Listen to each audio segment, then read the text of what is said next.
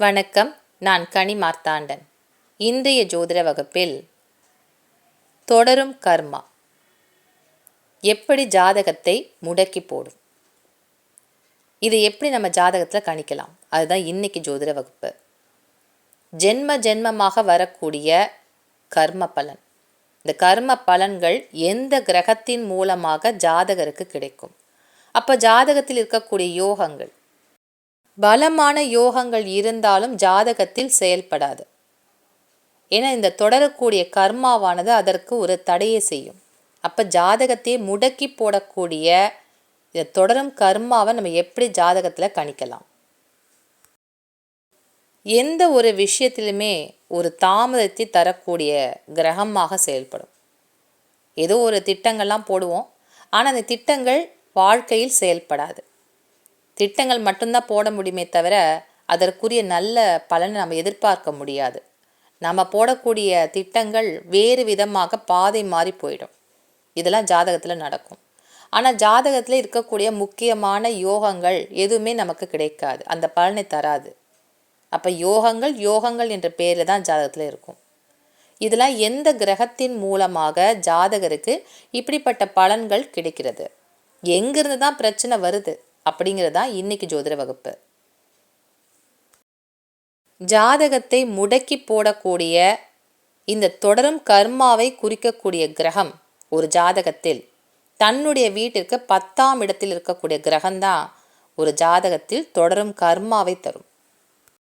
10ஆம் இடம் என்பது கர்ம பலனை தரக்கூடிய இடம் என்பதால் ஒரு கிரகம் தன்னுடைய வீட்டிற்கு 10ஆம் இடத்தில் வந்து நின்றால் தன்னுடைய பலன்களை, தொடரக்கூடிய கர்ம பலன் என்பது இருக்கா அப்படிங்கிறதையும் தன்னுடைய பலன்களையும் முழுமையாக ஜாதகருக்கு தரும்.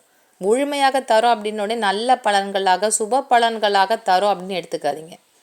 எந்த கிரகம் தன்னுடைய வீட்டிற்கு 10ஆவது பாவத்தில் வந்து இருக்கோ கர்ம பலன்கள், அதாவது பிரச்சனையை தரக்கூடிய பலன்களை தரும், பிரச்சனையை தான் தரும்.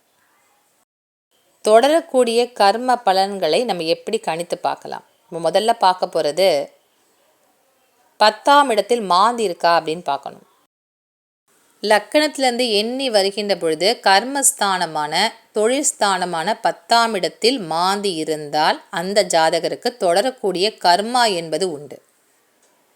அதே போல கால புருஷனுக்கு முதல் வீடான மேஷ வீடு, இந்த மேஷ வீட்டிலிருந்து எண்ணி வருகின்ற பொழுது 10ஆம் இடமாக மகர வீடு வரும்.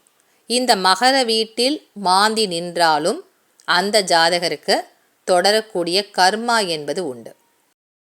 லக்கணத்திலிருந்து வருகின்ற பொழுது 10ஆம் இடத்தில் மாந்தி இருந்தாலும் இல்லை மகர வீட்டில் மாந்தி இருந்தாலும் ஜாதகருக்கு தொடரக்கூடிய கர்மா என்பது கண்டிப்பாக உண்டு.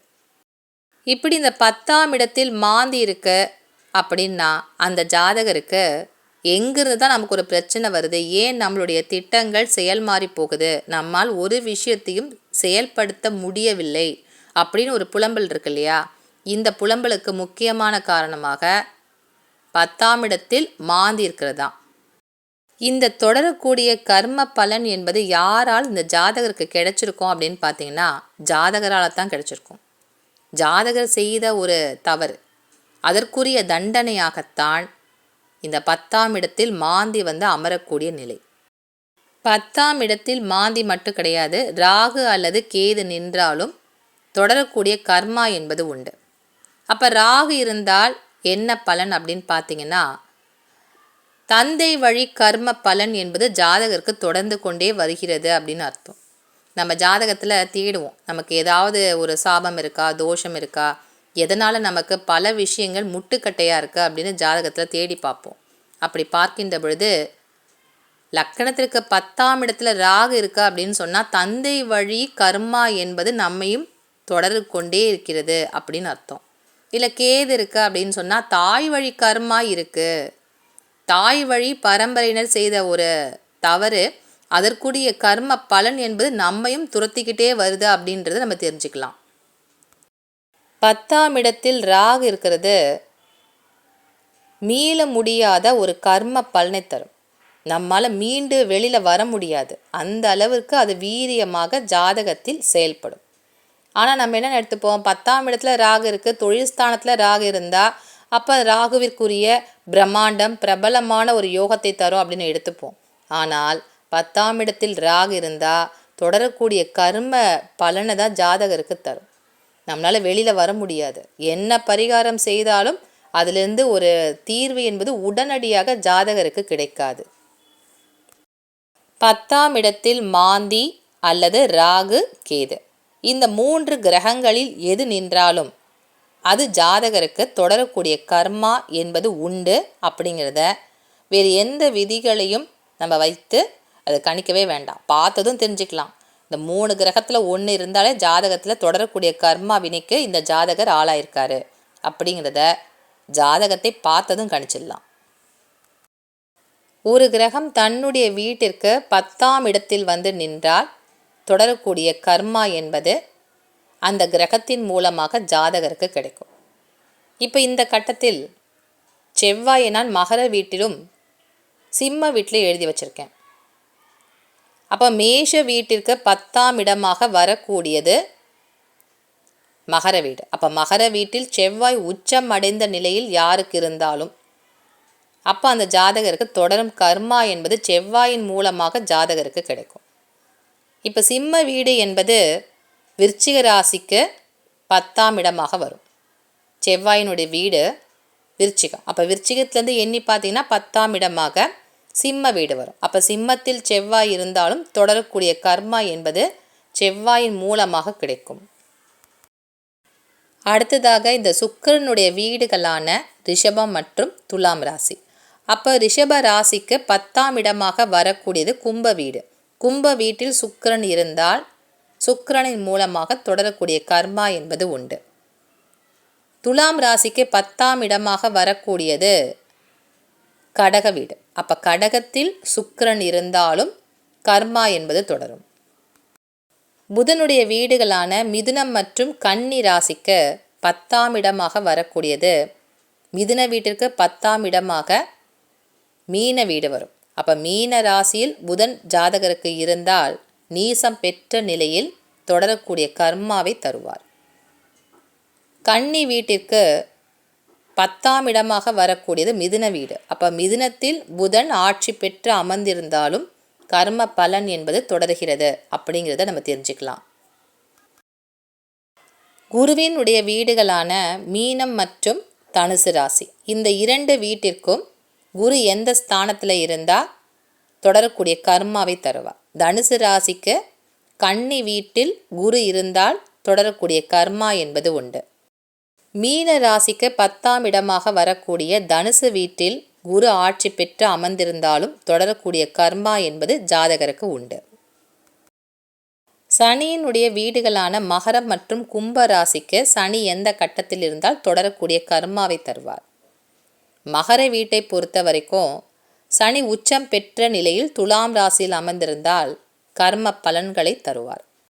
கும்ப வீட்டிற்கு 10ஆம் இடமாக வரக்கூடிய விருச்சிகத்தில் சனி இருந்தாலும் ஜாதகருக்கு கர்ம பலன் என்பது தொடரும்.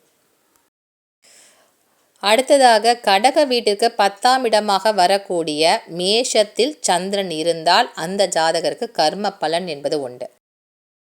சிம்ம வீட்டிற்கு 10ஆம் இடமாக வரக்கூடிய ரிஷப வீட்டில் சூரியன் இருந்தாலும் ஜாதகருக்கு தொடரக்கூடிய கர்மா என்பது உண்டு. ஒரு ஜாதகத்தில் எந்த ராசி கட்டத்தில் ஒரு கிரகம் இருந்தால் கர்ம பலனை தரும் என்பது உங்களுக்கு இப்போ புரிஞ்சிருக்கும்.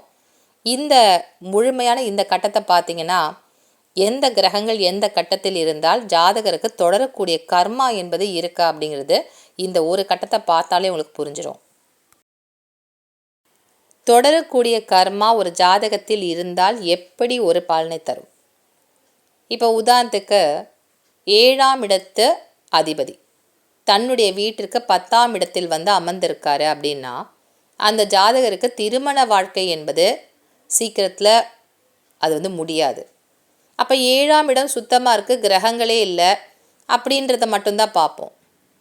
அப்போ களத்திர தோஷம் கிடையாது, 7ஆம் இடத்துல ராகு கேது இல்லை. ஆனால் ஏன் திருமண வாழ்க்கை தாமதத்தை தருகிறது?